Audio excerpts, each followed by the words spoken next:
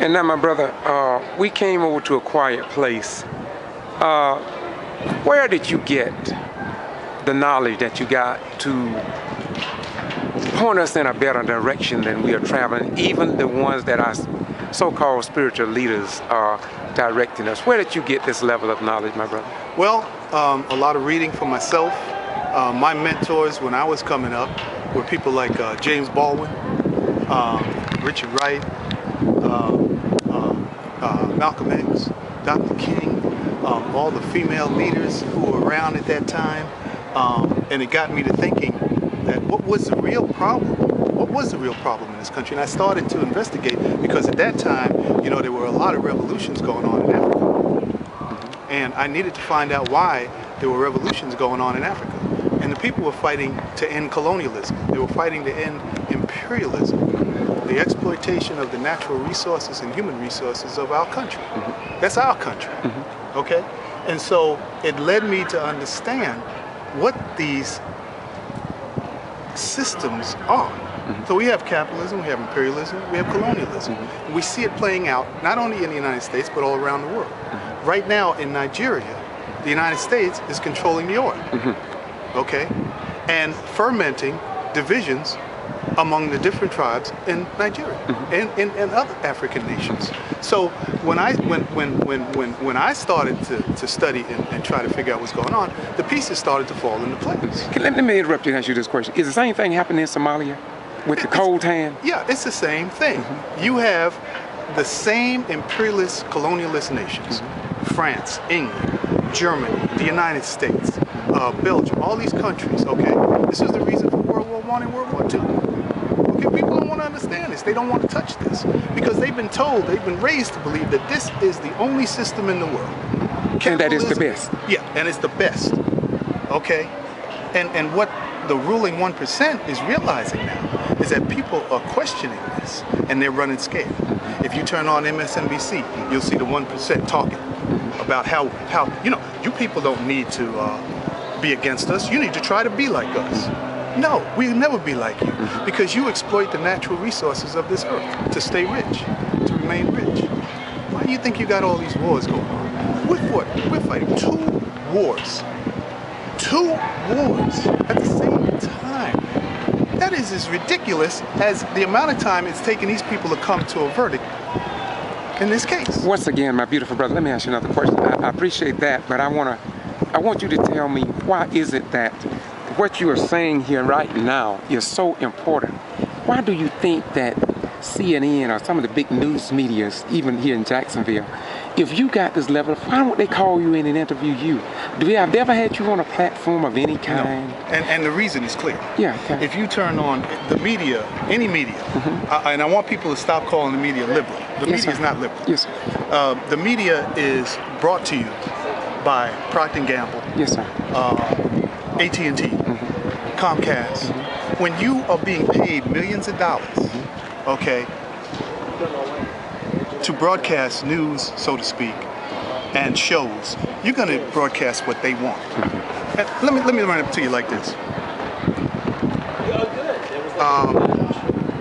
We have a biracial president sitting in the White House right now, right?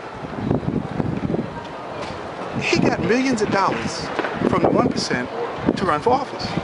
Now, if I'm paying you $1 million, you're working for me, okay? If this man over here gives me $1, who am I gonna listen to? Okay? So when I come to you, when I knock on your door, and I say I want this pipeline built from Canada down to the Gulf of Mexico, you're gonna do it. Yes, sir. You're gonna do it because I have paid you to do it. Yes, sir. You work for me. And this is something that the United States, the people in the United States have to realize. In my day, if a politician took money from the rich, it was called graft. Okay? It was called graft, plain and simple. And some of them were arrested and run out of office. Nowadays, we think it's just commonplace that somebody gives somebody $15, $20 million to run for office. No, no. When you do that, you no longer represent the people. You no longer represent the people. You represent the corporations that have paid you. Why do you reckon that this is never reported on the news? Is as if, though, are they intentionally keeping us deaf, dumb, and blind to the times? Oh, absolutely. Absolutely, because they know the more people who wake up and get this information, the faster change is going to come. Well, to America. I think that they believe that we are waking up, and I think that they understand that we are waking up beyond skin color, and Exactly. so white people, Exactly. I call them white right people. Exactly. There are many white right people who are waking up now, Exactly. You and got as it they right. wake up, they are becoming a threat That's to right. that 1, 2, 3%. You got it. Because the white man now understands that his destiny, as Dr. King said, is it not intertwined together It with is ours? absolutely. You got it. You hit the nail on the head. I don't have to say no more. You said it. And that's what's happening. And that is exactly what's happening. What's your name once again, brother? Wells Todd.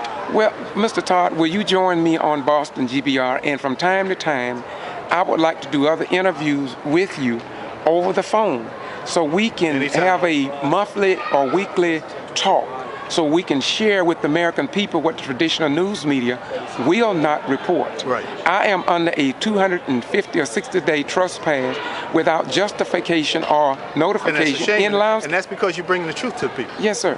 And in Canada, Germany, I'm being hit from people around the world. How they saying that I represent the best of this democracy.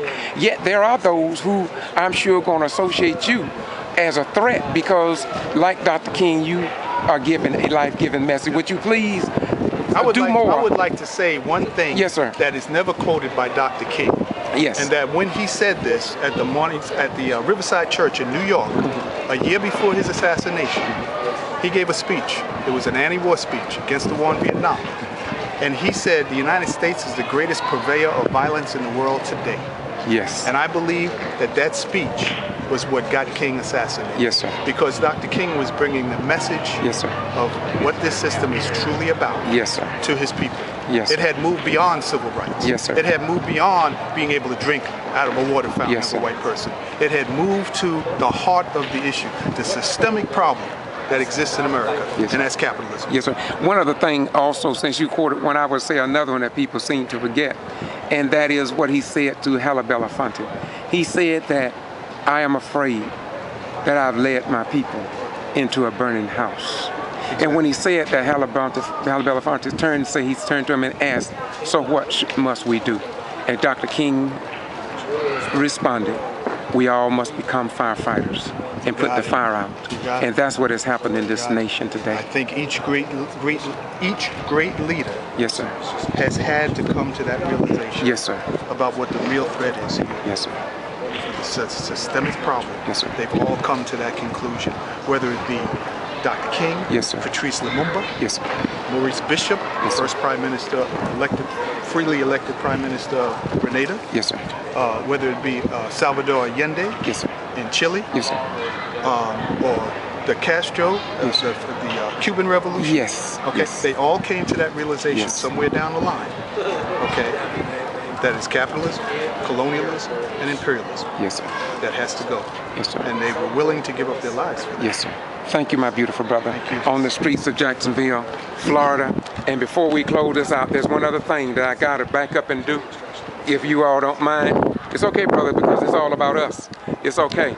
But I got to do this. I call myself the Ghetto Free Press.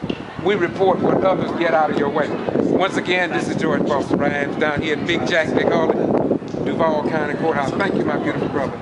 Thank you for a beautiful day. You rounded this day out beyond question. Thank you so very much. Thank you.